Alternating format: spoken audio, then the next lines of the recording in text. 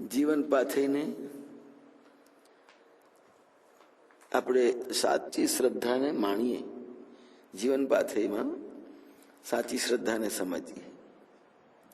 ચોમાસું પૂરું થવા આવ્યું હતું, છતાંય વરસાદનું એક પણ ટીપું આખા ચોમાસામાં વરસેલું નહીં.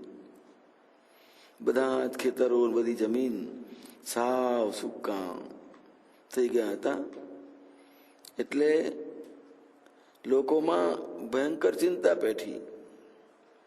જ્યારે કોઈ જ વિકલ્પ બચ્યો નહોતો, ત્યારે માણસોએ ભેગા થઈને પ્રાર્થના કરવા માંડી કે હે પ્રભુ,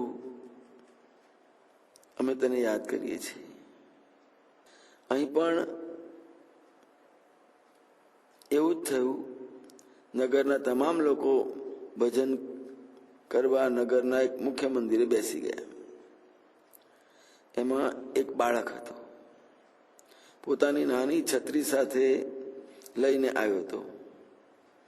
આવેલા આ બાળકને જોઈને બધાને હાસ્ય ઊભું થયું અને જોયું કે આ બાળક છત્રી લઈને આવ્યું છે.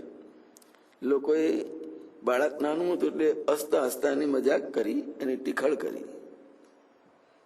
બિચારો તાપથી બચવા છત્રી લઈને આવ્યો હશે. આ સાંભળીને બાળક બોલ્યો, કેમ આવું બોલો છો? આપણે બધા અહીં વરસાદ આવે એટલા માટે ભગવાનને ભજવા પ્રાર્થના કરવા માટે આવ્યા છીએ ને, તો પછી વરસાદ આવશે તો પલળી જવાય નહીં? પ્રાર્થના કરીશું અને વરસાદ નહીં આવે એવી જરામથી શંકા પણ આ બાળકના મનમાં નહોતી. પ્રાર્થના પૂરી થતાં જ આકાશમાં વાદળો છવાયા, મુશળધાર વરસાદ તૂટી પડ્યો. પોતાની નાની છત્રી ખોલી બાળક નાના નાના ડગલા ભરતો પોતાના ઘર તરફ ચાલી નીકળ્યો.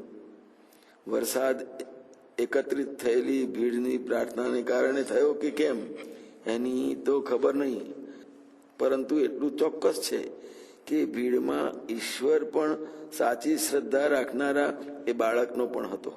જય મહારાજ.